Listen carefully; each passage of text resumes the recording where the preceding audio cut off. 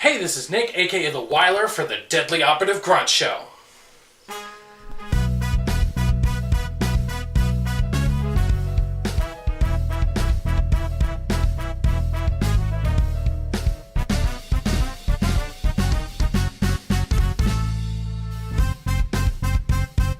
The Deadly Operative Grunt Show. Oh, yeah. So today we're talking about Resident Evil. Both the game and the movie are both coming out this month, so we're going to talk about how excited we are for that. But first, it's time for our first ever post-week news. Let's get pwned.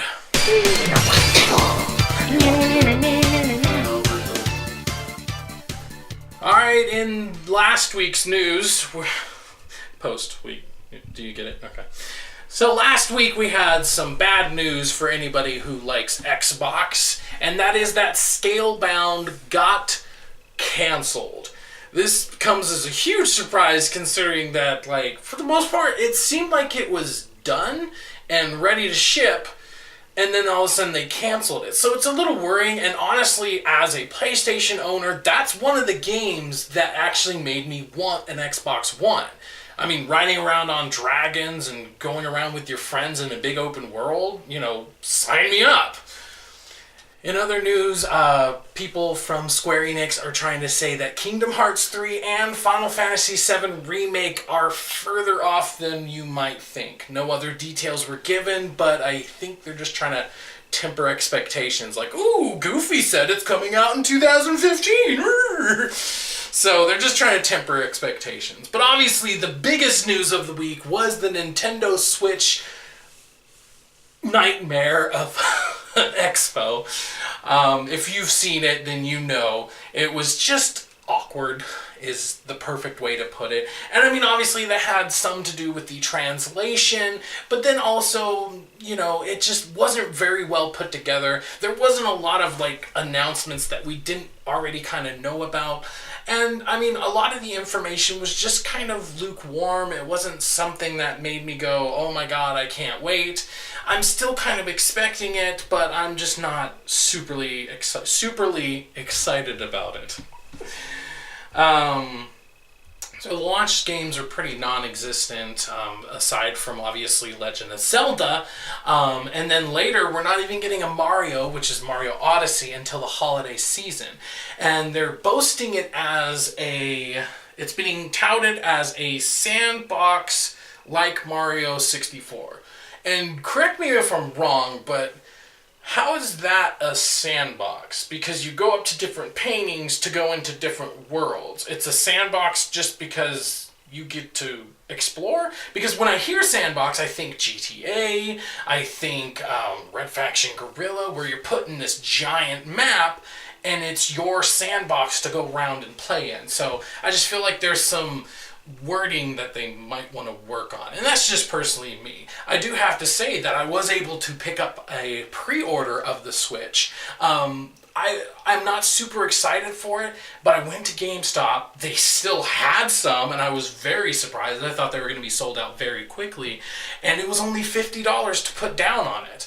$299 obviously altogether, but only $50. Usually consoles are $100 to put down. So I was actually really excited, and I was like, you know what? I'm going to go for it. Worst case scenario, I cancel it. Best case, they announce some stuff that I really like, and it's kind of a safety net. Because from here until it comes out, if they don't announce anything and I don't see myself getting super hyped, I can just go ahead and cancel the pre-order, and hopefully somebody else can pick it up. But if they do start trickling out more information that just gets me so unbelievably hyped, I at least have the pre-order. So let me know, were you able to get a pre-order or not? Are you going online already on eBay? Let me know in the comments below. So let's get on to our first segment of the day, which is Dogs at Play.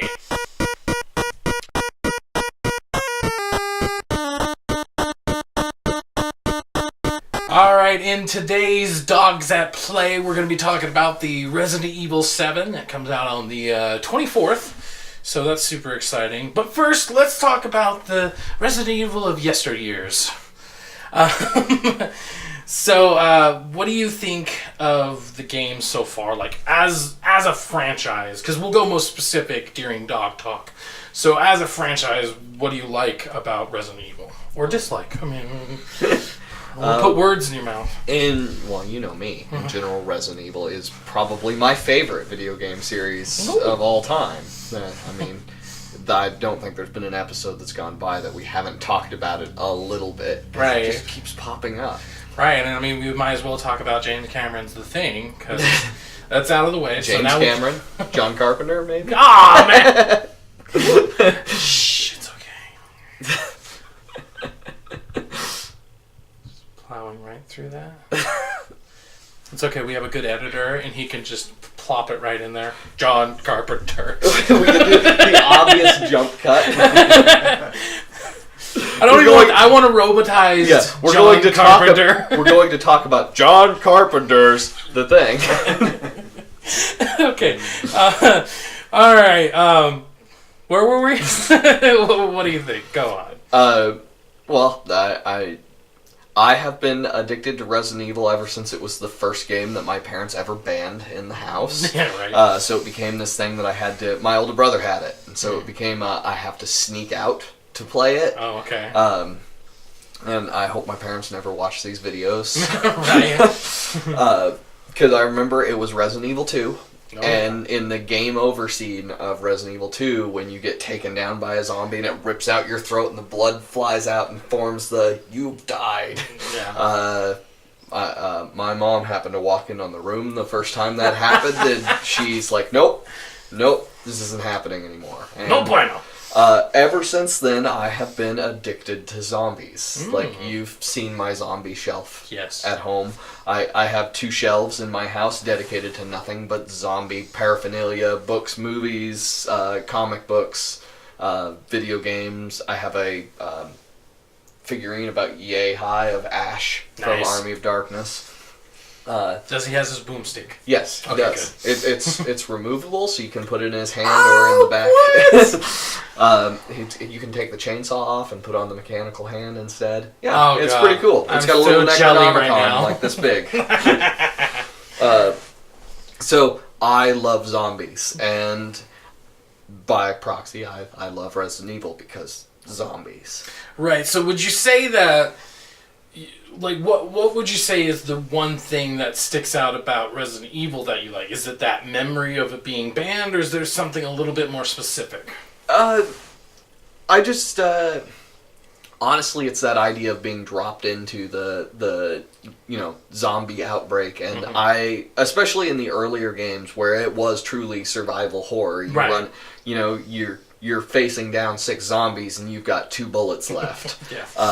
I remember as a kid panicking, and that sense of panic that I haven't got in any game pretty much ever since. I mean, Resident Evil was the only video game that's ever given me nightmares. I remember being terrified of the lickers when I was a little kid.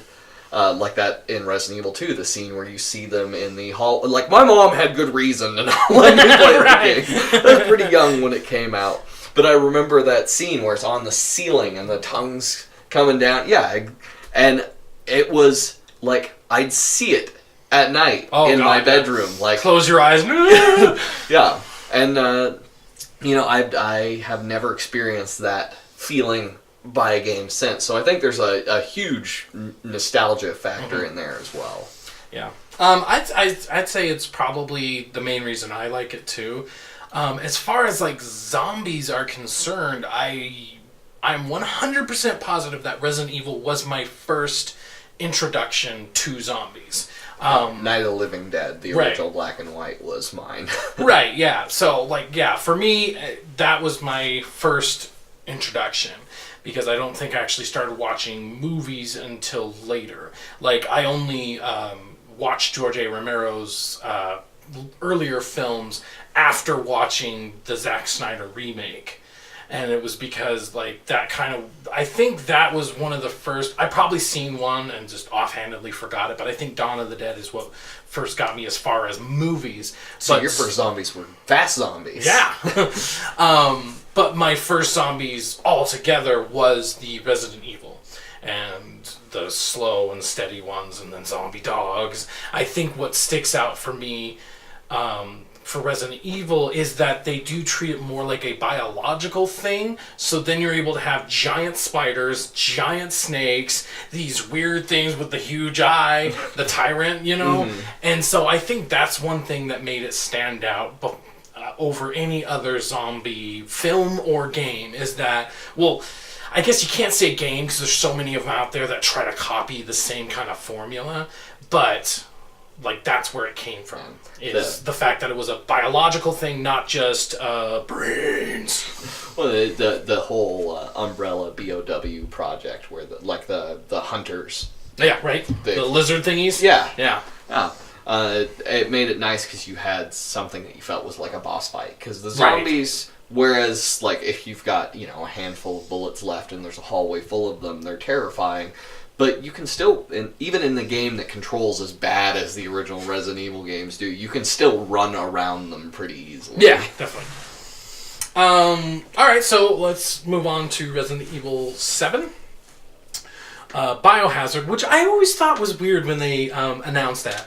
Because for us, it was Resident Evil 7 Biohazard. But for people in Japan, it's Biohazard 7 Resident Evil. Well, yeah. So it's really weird. I don't know why they did that. I mean, it coming full circle. I guess so. So obviously, new direction, first-person shooter. What do you think about that? I was a little skeptical at first, but I've played survival horror games in the first, like Condemned Criminal Origins was amazing in a first-person, and it does give you a little more tension. In there, like there were panic moments in the demo. Yeah, and I like some of the stuff they're doing with it, especially it seems. So now you're talking about Resident Evil 7 demo. Yeah. Okay, because you said Condemned. So well, sorry for the viewers, he's talking about the Resident Evil 7. So, demo. but in the demo, there's certain things that you just couldn't have gotten not in that first person view. Like after at one point in the demo, when you find that secret door and you get the key. And you're coming out of the secret door, and you see the main villain walk across the door. That wouldn't have been as impactful if you weren't in a first-person view. True. But I remember the first time I saw that, I'm like, what the fuck? I know, because it's like, it was dark enough where it was almost just a silhouette. Yeah. If you had your brightness settings correctly. Yeah. I was a little skeptical. After seeing some of the footage and how much it reminded me of PT, I was more excited. And then just in general, it was like, it's Resident Evil. Yeah, okay. And then, I tried the demo out. I was like, oh, hell yeah. I think the fact that it seems almost more supernatural in this than biological. Because there are like the moments in the demo where you're, like if you turn your back to the mannequins, I don't know if you ever noticed, and they would turn and they be look facing at a different you. direction. Like, there's something more than standard Resident Evil. And I mean, like Devil May Cry was originally supposed to be a Resident Evil game. They wanted to bring elements of supernatural into the Resident Evil Biohazard world for a long time. Resident Evil 4 was originally a haunted house mansion sort of experience. Yeah, Leon was supposed to be in a haunted house. You can look up the YouTube videos of the original build of it, and it's a completely different style of game. Cool. And that, I like that they're it seems like they're going back in that direction, and it's, I think it'll add a little new variety into the world. And even if they don't go supernatural with it, if it's just the main villain screwing with your head, then that's cool too. That's totally cool too. And it could be like part of the infection, like it makes you see things. But I really do actually think, I agree with you saying that, the new direction could just bring some variety. But then if you go a little deeper and they talked, obviously they interviewed and asked him, why did you go for the first person view? And they said, without going back to the fixed cameras and tank controls, this was the main way that they could kind of harken back to the old ways where you couldn't always see what's around the corner, and you never knew what was going to be on the other side of the door. And I have to agree, You know, especially that part with the mannequins. Now, did you know if you went into the corner and came back, there's an extra one right in your path? I'm like, that happened the first time. I'm like, wait. And like, I started questioning myself and how I'm living my life. Because I had no idea. I'm like, I was like, 1, 2, 3, 4. You know, like I seriously was questioning myself. And, you know, which is good because like part of the, what is it, like the Banner family, the Cooper Carpenter, I don't know, the family or whatever. It's more like Hillbilly, Texas Chainsaw Massacre, and so right, and so it's the psychological warfare that they're possibly playing on these people, especially if you see the one Lantern demo, which I don't know if they released that, but they did release a video of it, and even that you're spending like a good 10-20 minutes trying to solve a puzzle, but every once in a while you'll hear this person with the lantern. You have to hide as she slowly goes by, and she's like so oh yeah, I'm actually extremely excited for it. So obviously, one of my talking points is, do we like it? I think it's pretty clear we like it. I've only played the demo like 40 times. Oh, I know. I've tried to get every ending. I'm missing one, the one where I don't get infected, but I still am able to make it to the exit. Did you get the phone ending? Yes, I've gotten the phone ending, and I've gotten the doorway ending. So right where you pick up where the doll drops, and so I've gotten those two endings and the infected ending. Okay, yeah. And you can solve some of the murders with the if you found the hand, the mannequin hand, and the mannequin finger, you can put them together. And there's a diary in one of the drawers, a blank diary, and it gives you clues about where to point the finger that will solve some of the murders. And each time you solve one, it gives you the clue as to where the next one is that you need to point at. And that gives you some more details about the story. God. Try that. Oh, man, I'm going to have to, because like the fact that they put so much love and care into the demo, I can't wait for the full thing. And then things like the fuse not being there if you go into the secret room at the appropriate time, right, after you actually learned about the secret room. Right. If you just know about it, the fuse is there. So that means if they did the same sort of thing with the game, that means a second playthrough where you already know where stuff is going to change the game substantially. Right. And I think the creators have even said that this isn't really going to be in the game, at least not in the same way. This demo really is only a tone. It's a self-contained entity. Right. So we're getting an idea, but I kind of like that. Because we're going to go into this, and it's not like... Sometimes with demos, it's like, I have to play the whole 45 minutes of the beginning of the game again. I've played this 4,000 times. And so sometimes just trudging through that is so annoying. So knowing that this is completely all by itself, and I can just enjoy it as is the best thing you can do for a demo. Because it's still going to be in the game. It's just not... So... Anyways, can you think of any negatives? So far I haven't had any negatives, minus some frustration with the combat. And I think that's just a nature of the demo as it was, because there wasn't a lot of the combat in it. But like the mold monster in the basement. Right. Even if you find the gun and find every single bullet in the house, that thing is still hard to kill. Right, it takes like every bullet. Yeah, and every bullet in the head. Which the main character is not a combat character. Like, his aim is not real great. Right, which might be good in the final game, because it adds that tension. But when you're trying to get the ending in the demo where you haven't been hit and haven't been infected, it took me probably 20 tries before I was able to pull it off. Yeah.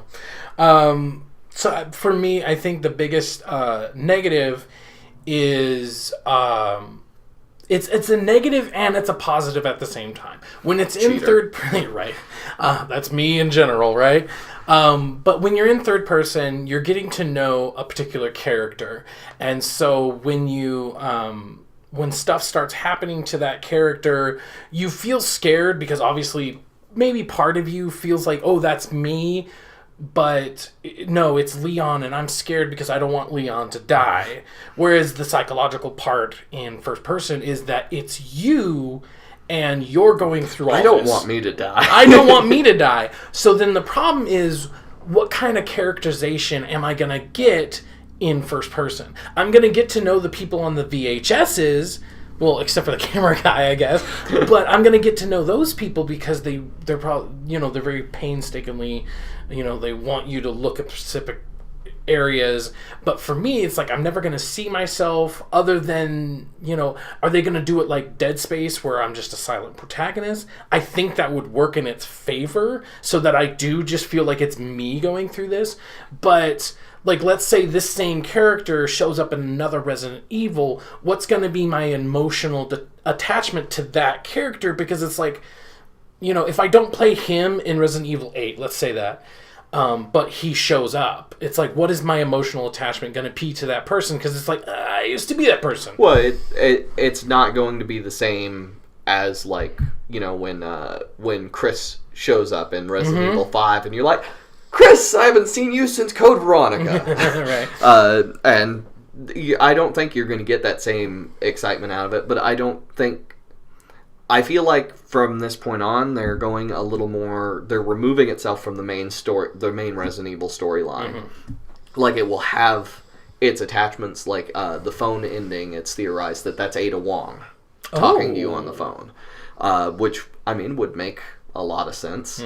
Mm-hmm. So it will have its connections to the past Resident Evil games, but I think it's going to be starting a whole new, like, little side storyline to it. And I think that making some disconnected stories from those original characters might be a good idea. I mean, we've played Leon, we've played Chris, we've played Claire, we've played them all to death, and it's time for some new characters that are not obnoxious. Yeah.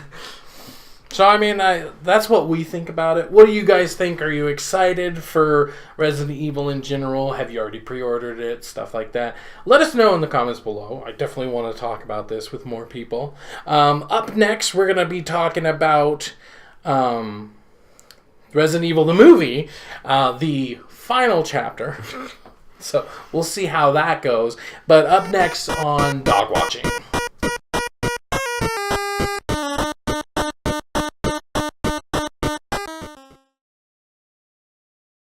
Hi, this is Nick from the Deadly Operative Grunts show. Are you or someone you love a nerd? There are many warning signs that you can look out for. Are they really good at math or science? Do they celebrate strange holidays like May the 4th, Winter Eansmas, or Hobbit Day? Do they have heated discussions about the difference between a light year and a parsec? Do they claim to catch invisible creatures by going outside and staring at their phones? Do they often solemnly swear that they're up to no good? Or do they answer every question with the number 42? All these might point to you or your loved one being a nerd. At Repop Gifts, they're here to help. With a wide variety of items and a selection of one-of-a-kind works of art, you won't want to leave. Need to try something on? Then use their wibbly-wobbly, timey-wimey changing room. Great for birthdays, holidays, or just to add to your collection. Repop Gifts near the corner of 31st and State.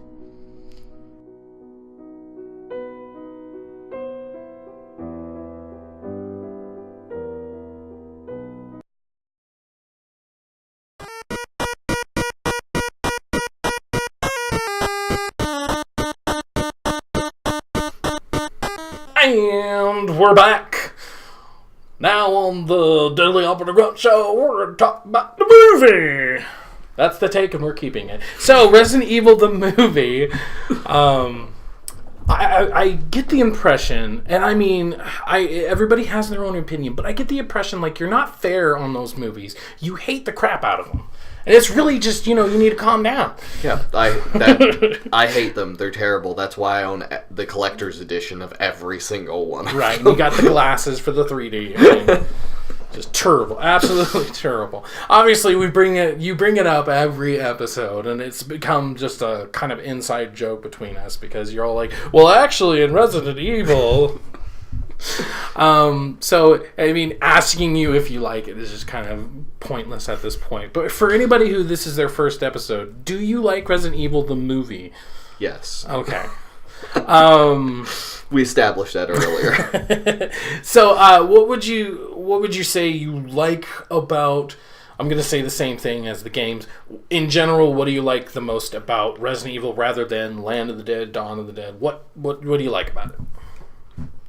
Honestly, of the Resident Evil movies, the very first one is my favorite because it captured that kind of survival horror feel. True. You're in a confined space and low on ammunition, surrounded by zombies and other biological weapons, and they hadn't quite taken it to the ridiculous extremes that the later movies did. Right. And I like that feeling from that. That being said, from movie 2 and on, I love the ridiculous cheese. Like they normally I'm not a big fan of the Mary Sue sort of character, they can do everything and they're super powerful and awesome and there's nothing that can ever stop them. Right. But Alice is a ton of fun to watch. Yeah, definitely. And so I like the cheesy ridiculousness of all the later movies. And I like, to a certain extent, the first movie could have actually kind of fit within the game world. Not completely, but they didn't do anything with any of the game characters. None of those characters were from the game. So you still could have imagined it as part of the Resident Evil verse. Yeah. And then they started doing things with the actual game characters. So it's nice that they just went... Like, if they had tried to follow the games completely, I think that would have ruined it. And so having them go so far off into left field with that whole experience, I think made it a lot more fun. Because, like, if you had gone into it knowing certain characters died because they died in the games, that's how it worked. Or certain characters they couldn't die because they didn't die in the games. Right. And in John Carpenter's The Thing, it's exactly what they did. Shut up. Watch all of our previous episodes to see all of my recurring... I only like 2 movies. Right. It's Resident Evil and The Thing, apparently, because that's all I ever talk about. Well, no, I always talk about The Thing. You always talk about Resident Evil. Get it right.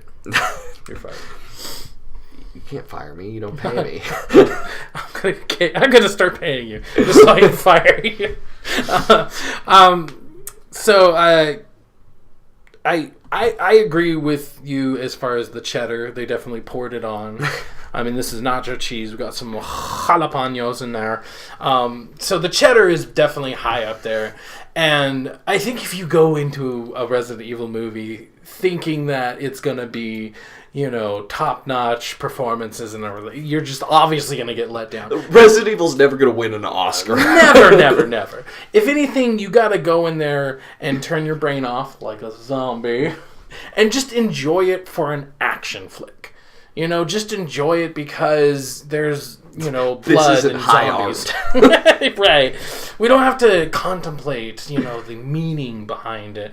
And I think that's one thing I like about it because, other movies like Dawn of the Dead or Land of the Dead or anything of the dead, they're very serious. Except for like Dance of the Dead, which is in high school apparently.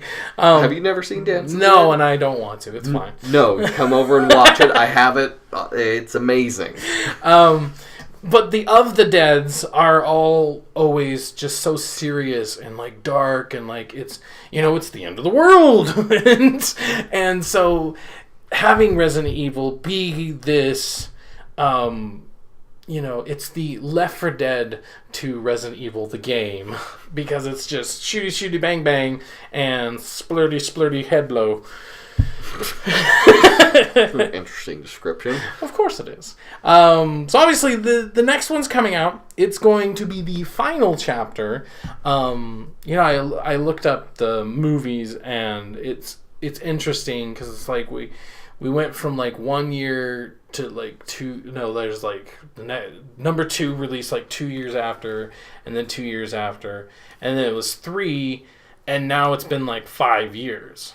Which is weird because they obviously ended the last one in a way that there could be a sequel, which obviously you could have said that about the first one, and they didn't even plan on having a sequel.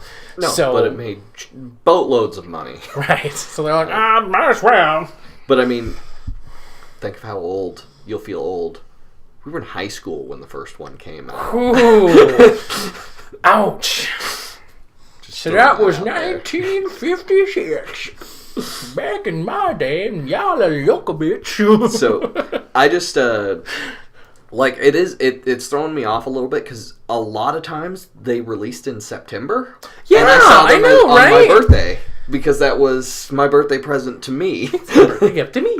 And this year that's not going to happen. Everybody shits on January because it's like that's the month that you put out a film because you just want it out.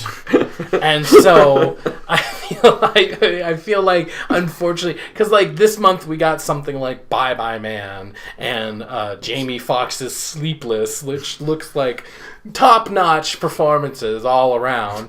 And so then we have Resident Evil, and it really sucks because there are the hardcore fans like you and me. I've loved every single one, especially I really liked like the 3D when they started going 4, 5, I think obviously 6 or whatever. I really liked the 3D. I think that kind of rejuvenated it a little bit because instead of one of the only movies I've seen in 3D that I actually enjoyed the 3D right, up. because that opening purposely scene when the rain's coming down and they've got the title yeah. card and the rain's hitting the title card. I thought that was a really cool effect. Right. It's the first time I'm like, oh, it just 3D couldn't be cool. Right. I love that they purposefully made it in 3D and like so many like I think like you have Amityville Horror and like Jaws and like those old ones. They would make particular scenes around the fact that okay, this thing's gonna come towards you. Please put on your 3D glasses. Right? Yeah.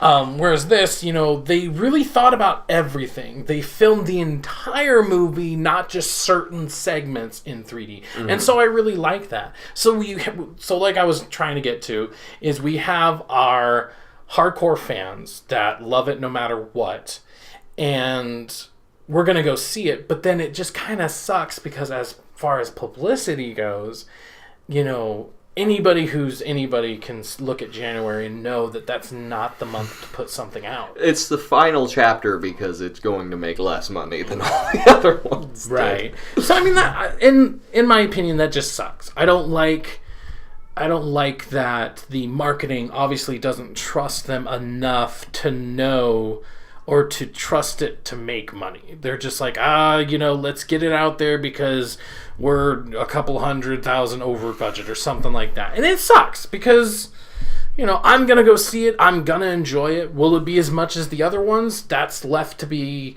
seen, but I'm still going to enjoy it. So it just sucks that the general population is probably going to look at it like, here we go, another January film. I think it's probably going to be more likely another Resident Evil film. Oh, another Resident Evil. Because at this point, they're like the Saw movies. There's a new one every 2 years. Yeah. So, at least from the commercials and everything, what do you look forward to the most? Mila. Mila.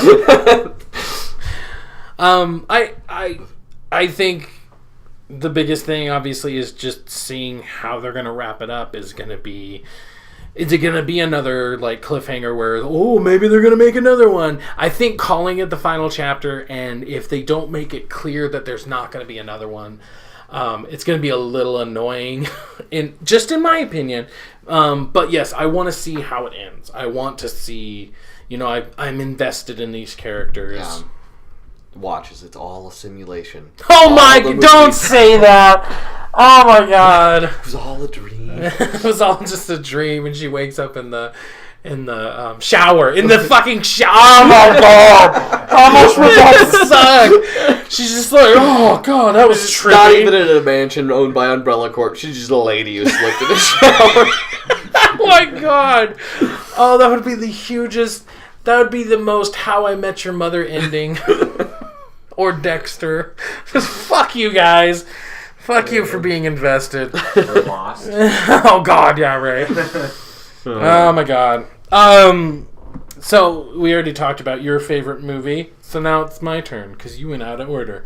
My favorite is Apocalypse because I love the character Nemesis, and I like the fact that it was opened up because it was in the city, but it was still confined because of the way that they went from like one building to the next. It felt very much like the Resident Evil 1, the movie, and Resident Evil 1, the game, had that same confined feeling. Exactly. You're in a singular building. And then Resident Evil 2, the game, and Resident Evil 2, the movie, you're in the city. Exactly. So, I mean, I really like that. Plus, the larger scale, people are panicking and trying to get out of the city or whatever. Like, I feel like that's the natural zombie setting, which could be a bad thing because it's like, oh, here we go again. But that was also my first game, was Resident Evil 2. So that was my nostalgic strings just tugging at my heart, and and so obviously I love Resident Evil, and then obviously I played the HD remaster, and I played the GameCube version of Resident Evil. So those were my first of the first game, but obviously that's way after Resident Evil 2. So I like occasionally busting out my old PlayStation copy of the very original Resident Evil and being like, it's in a box like God. this big, right? That and my Nintendo 64 version of Resident Evil 2.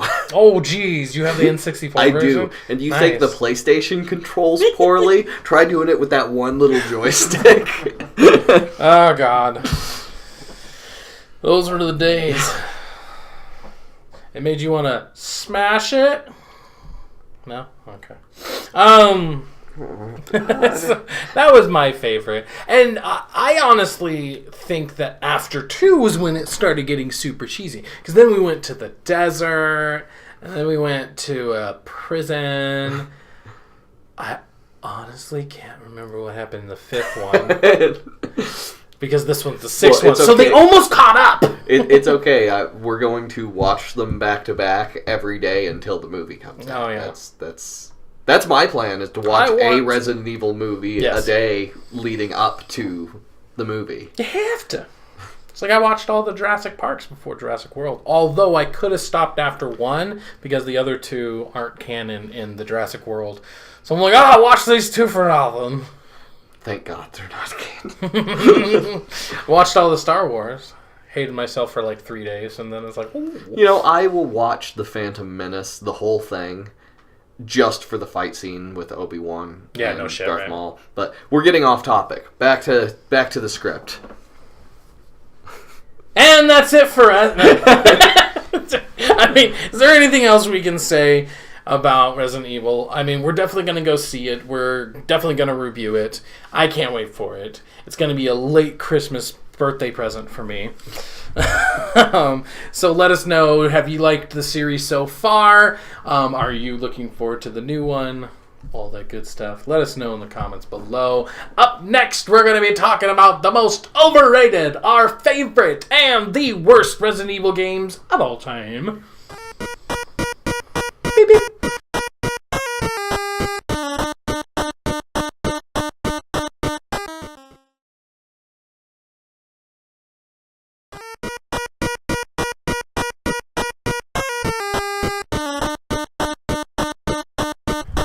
Alright, and finally, the topic of the day is for Dog Talk. The topic of Dog Talk, what we're talking about in Dog Talk, the topic at hand in Dog Talk is what is the most overrated, what is the or underrated, what's the worst, and what's the best. So I always like, me guys, I like ending on a good note, so we're going to save the best for last. So let's go the most overrated Resident Evil, go! I'm gonna get some flack for this, but Resident Evil 4. Shut your face! Don't get me wrong, I love the game and I love the direction it took the series, but to me it was not as groundbreaking, and everybody...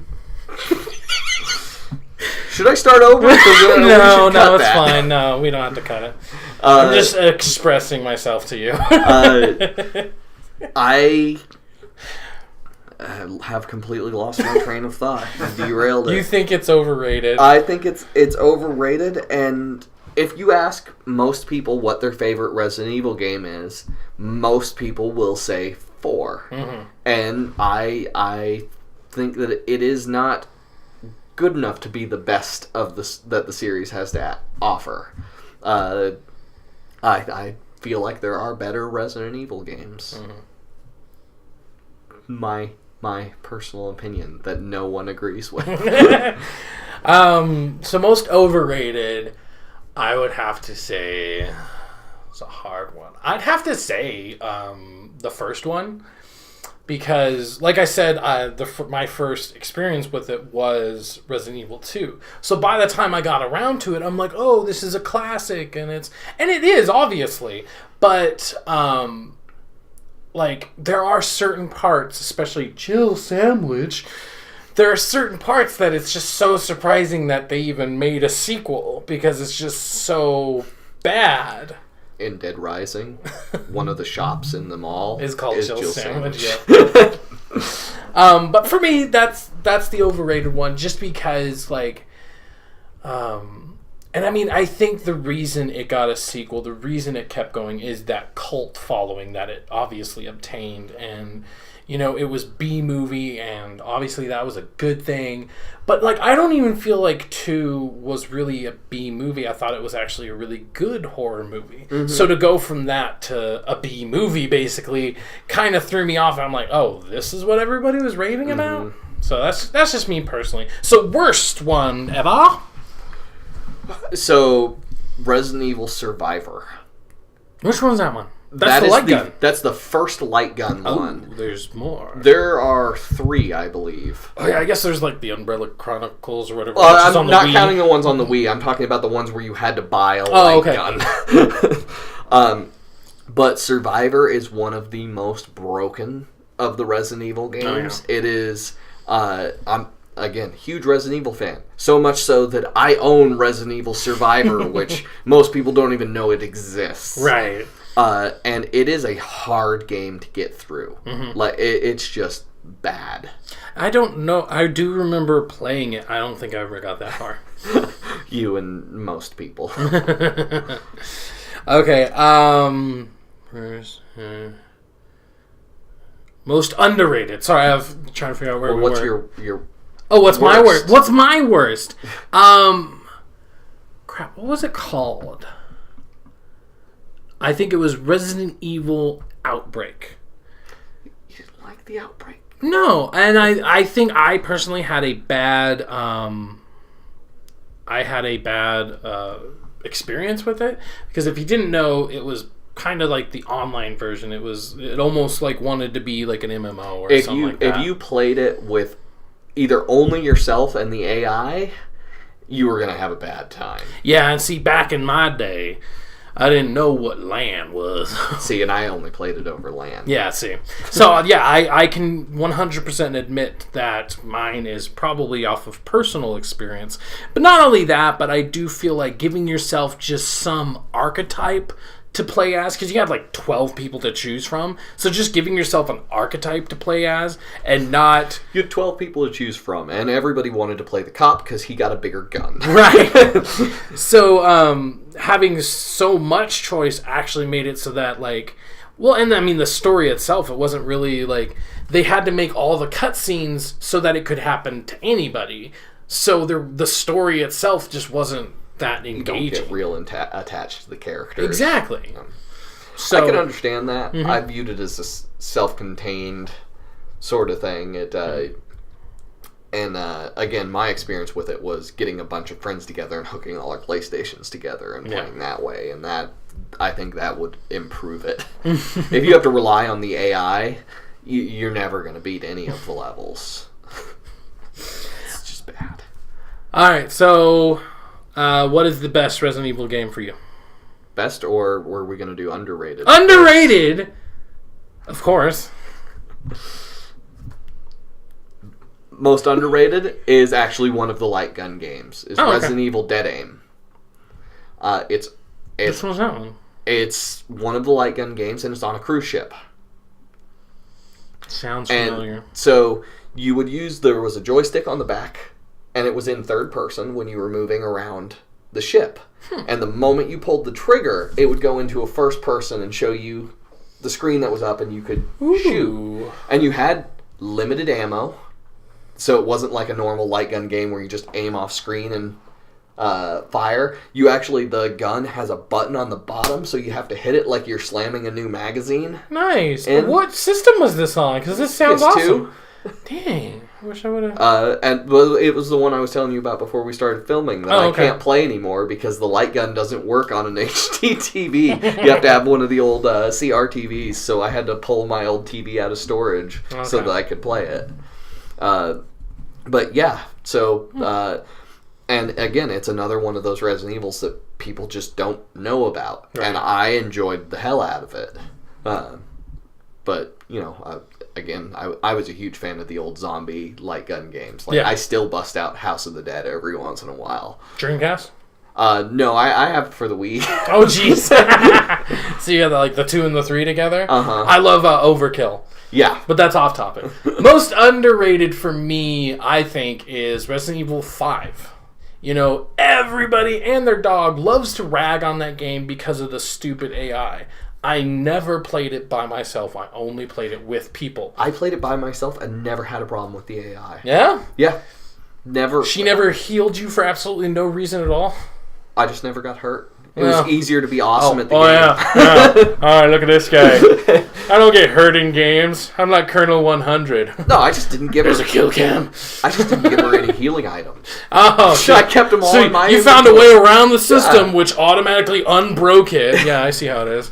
Well, I played the game correctly, which, in my opinion, obviously is with another person. I played through the entire thing with another person. I honestly don't think I played it all by myself. And if I did, I don't know, I do think there were parts of it. I think I started it by myself, and then I got Ashley hooked to it, so then we kind of played through it together. So it helps that your spouse plays video games. Yes, it does. My wife's kind of like, video game? Video game. No, I would agree with you. When people gave that game crap, the only thing I could agree on that was kind of ridiculous was Chris punching the boulder at the end. that was a little silly, but other than that, I think Resident Evil 5 is one of my favorite. So much so I played through it enough times to get an S rank on every level at the highest difficulty, and I've unlocked all the weapons and the unlimited ammo, and now playing through it, it's super easy once you have the Smith & Wesson 500 Magnum with unlimited ammo, fully upgraded. Boss enemies die in 2 shots. Yeah. For me, it's just totally underrated because just everybody didn't like it. And I think a lot of people didn't think it was scary. But I do think that mob mentality, which, by the way, made number 4 everybody's favorite. They loved it in that, but hated it in 5. I honestly don't know why. So I view the evolution of the games the same way I view the Dead Space games. Yep. People are like, well, I don't like that it went from survival horror to action. Well, in the games, you're going from Claire, who's a soccer player, and Leon, who's a rookie cop, to Chris is he is a special division of a special forces guy. Yeah, he's been trained. Trained. He should be better at combat. Yep. In this, and in the same way that Isaac Clarke, after the first game when he experienced a bunch of terrifying space zombies, he probably learned a little bit of combat skills. Yep.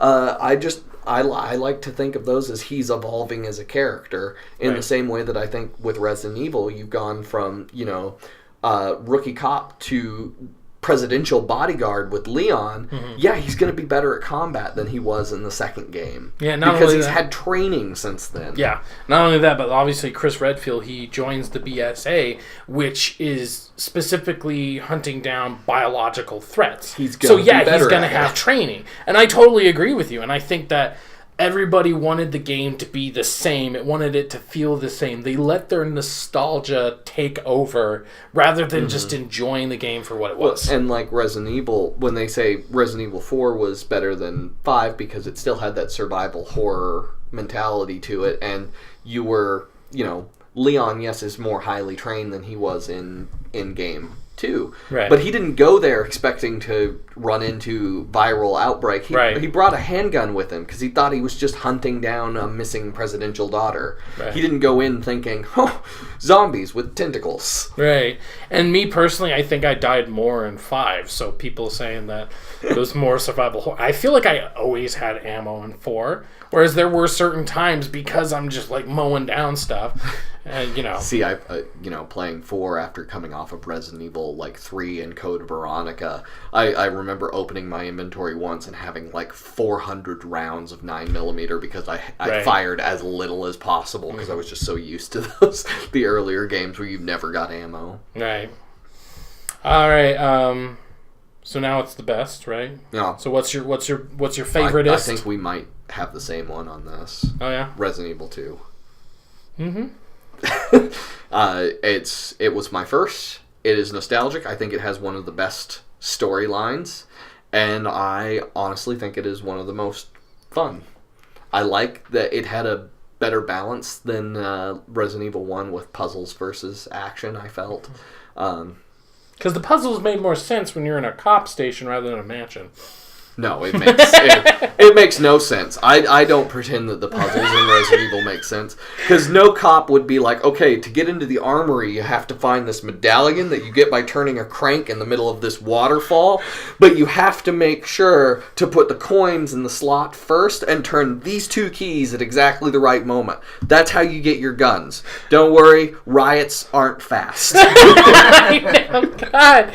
Oh my God. At least the mansion sort of made sense. Because it's some, kooky wise guy or some eclectic rich dude. Right! And it was all like, oh, people are going to try to steal my shit, so I'm going to... But obviously the real reason was because it was Umbrella and they were making everything so hard to keep everything secret. So the mansion made sense, but a random-ass Raccoon City police station. Why? I've always told myself if I ever had money and had a mansion, I would make these ridiculous convoluted ways to get into the rooms. Like you have to take a medallion and set it on this stand and then pull 2 books and open a door. Oh my God. Okay, that's how you get to the bathroom. Right. That reminds me of this scene in the new Lemony Snicket's series on Function Events. There's this one part where the guy, he's explaining how the way to open this door, you have to crank this, do this. But just for you and my secret friends, you can also just turn this knob. Oh my God. Sorry. So that just made me remember that. But it does make more sense as a mansion, especially a mansion that's designed to hide a secret research facility, right. And it doesn't make any sense for the police station. But I still love it. Yeah. So, yeah, I think we're definitely in agreement. My favorite, I would have to say, is Resident Evil 2. But just so that we have something else to talk about, I think a very close second was Nemesis. And that's simply because I love the idea of a boss battle that you didn't have to do. Any other boss battle in Resident Evil, you went up against a snake. You had to shoot the snake until it was dead. Or, a crocodile. There's a crocodile in Resident Evil 2. Snake in Resident Evil 1. Yeah. So the crocodile, you couldn't move on until you killed it. There's the big, eye thing. I think that's on 2, right? Mm-hmm. They all kind of just...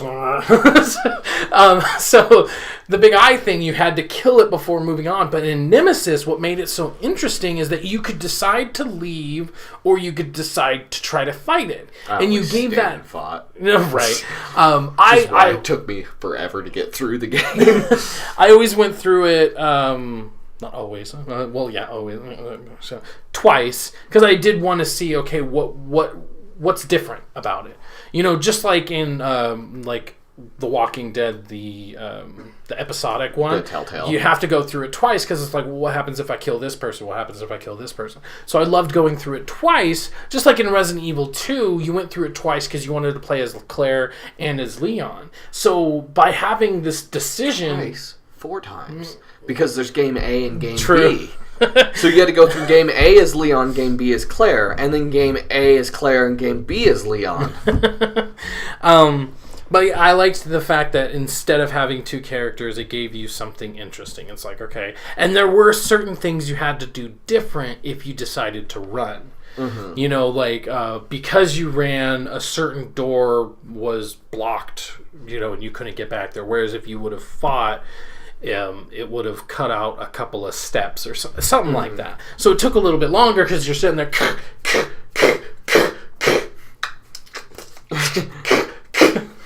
But it skipped a couple of steps, so you did have to do certain things differently. So it's not my favorite, but yeah, I just gave you something else to talk about. If I were going to go with the second, I actually really liked Resident Evil 0. Oh yeah, for the GameCube. And that was like on a train to the mansion, wasn't it? And then something in like a that. mansion after that. Right. The first level is on a train, and then the train crashes, and then you're in a mansion site B. And for Rebecca Chambers, the end of Resident Evil 0 is where you find her in Resident Evil 1. Oh. So clever. Yeah. So I enjoyed that. And I like the one-shot character of Billy. But he's gone after Resident Evil 0. Never to be heard from again. Oh, Billy. But, no, it was fun to see the background of the character of Rebecca and how, like... Because you see this young, like, she's like 19 in the game. Right, yeah. How did all of these other, like, super experienced STARS members get killed and the 19-year-old medic with no combat training, how did she make it through? Well, it's because she experienced it with, you know, someone who does have combat training, because Billy was a Marine. Billy was a Marine. Tired of you. Do the words, Billy don't be a hero, mean anything to you? No, but, so that would be my second place, so that we have something different. Oh, okay. Wow. La-di-ha-di-ha-ha. Alright, so that's it. What was your favorite Resident Evil of all time? Let us know in the comments below. Let's have a conversation. Let's conversate in the comments below. They're down here somewhere. Like... Any hosers, make sure to like us on Facebook and YouTube on the Deadly Operative Grunts, or on Twitter at Deadly Op Grunts. Make sure to check out, we got our Top 10 Tuesdays returning in February, so look out for that. Tons of more Wampa Fruit Wednesdays, and we hope to have reviews coming up, so make sure to check that out. Other than that, this is the Deadly Operative Grunts, and we're failing squirrely.